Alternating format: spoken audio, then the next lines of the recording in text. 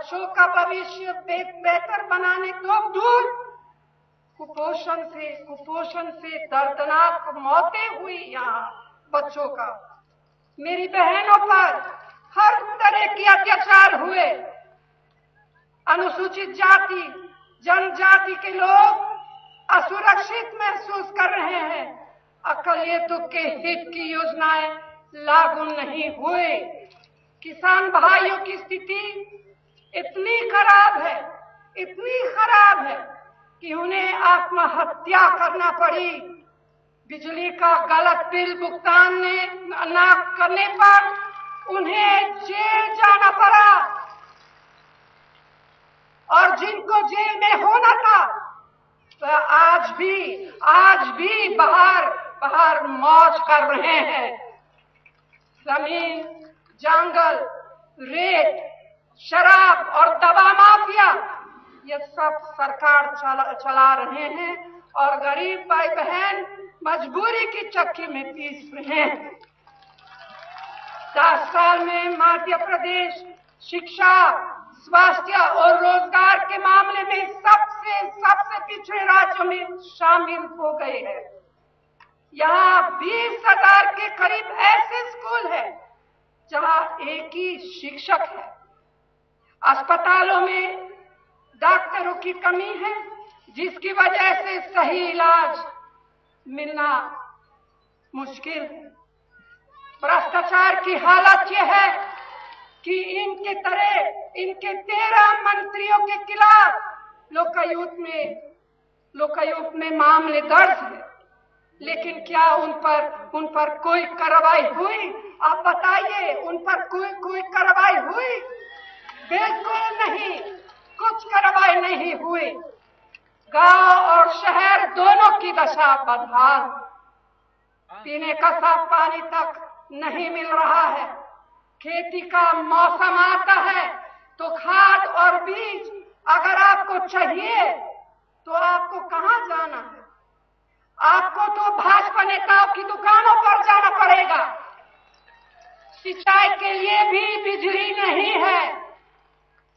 केंद्र की हमारी यूपीए सरकार ने गांव में रोजगार की गारंटी देने के लिए महात्मा गांधी नरेगा शुरू की, लेकिन मध्य प्रदेश में बेरोजगार लोगों की जगह किसको काम मिला? मशीनों और ठेकेदारों को काम मिला। कांग्रेस पार्टी की लड़ाई गरीबी के खिलाफ, भूख के खिलाफ है। इसलिए हमारी यूपीए सरकार ने खाद्यान्न सुरक्षा कानून लाए।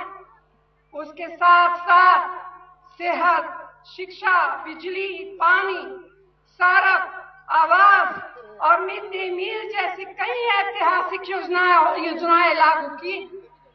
ऐसी तमाम योजनाओं को आपके यहाँ लागू करने के लिए हमारी यूपीए सरकार ने भरपूर संसाधन और खूब धनराशि दी है, लेकिन विकास की योजनाओं के लिए जो हजारों करोड़ रुपए दिए कहां चले गए हैं?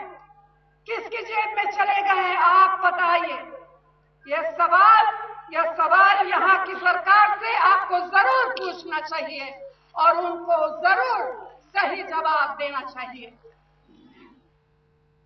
मध्य प्रदेश की हालत बहुत खराब है, ये कहना है सोनिया गांधी का। खरगोन में रैली कर रही हैं और कह रही हैं कि किसान यहां तक मजबूर हो गए हैं कि उन्हें आत्महत्या करनी पड़ी। बहरहाल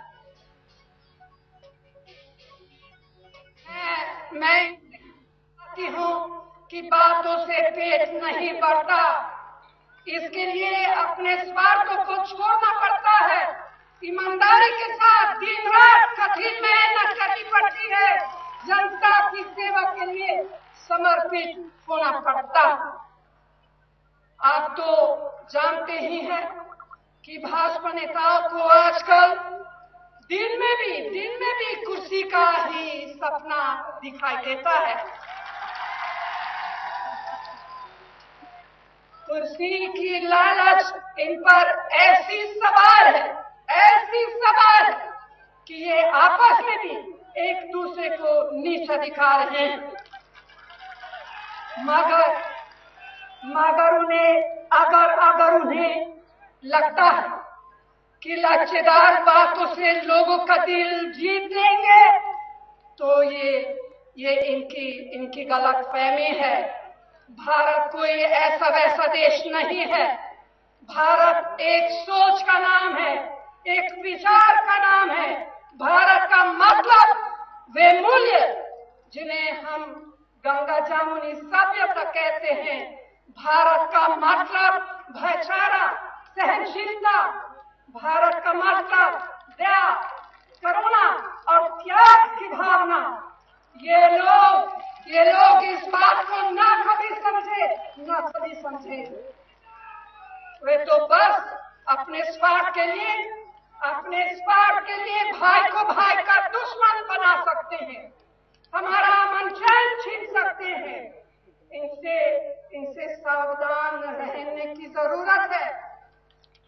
इसलिए मैं आपसे निवेदन करती हूँ कि मध्य प्रदेश में बदलाव की जो लहर चल रही है, उसमें आप भी अपना पूरा योगदान दें। कांग्रेस पार्टी ने कुर्सी के लिए कभी अपने उसूलों से समझौता नहीं किया, कभी नहीं करेंगे। यहाँ कांग्रेस की सरकार बनेगी तो प्रगति की एक नई बुनियाद रखी जाएगी। गरीबों और कमजोर वर्गों के हित में जी जान से काम होंगे। हमने अपने चुनाव घोषणा पत्र में जो कहा है वही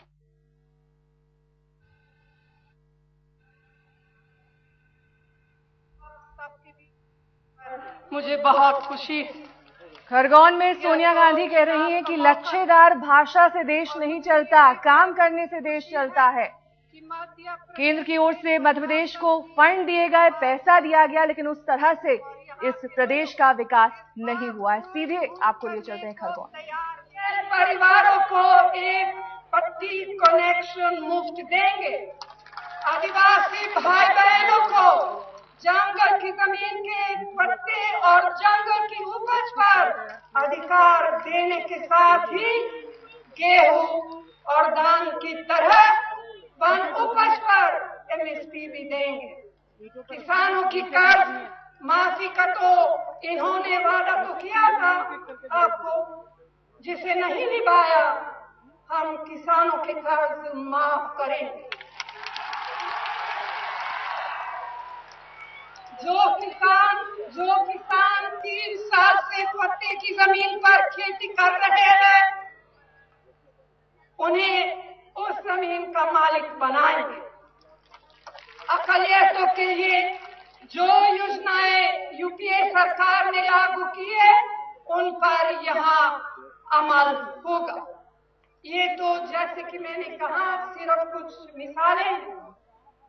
और अंत में भाइयों और बहनों, कांग्रेस पार्टी सिर्फ खोखले वादे नहीं करती, जो कहती है वह करती है।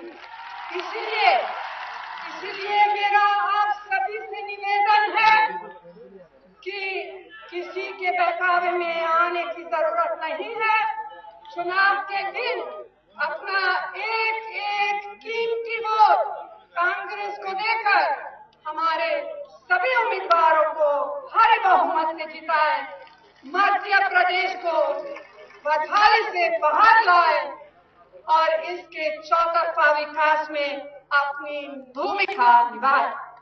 इन्हीं शब्दों के साथ मैं आप सभी को दूर दूर से यहाँ आने के लिए दिल से बहुत बहुत धन्यवाद। जय हिंद।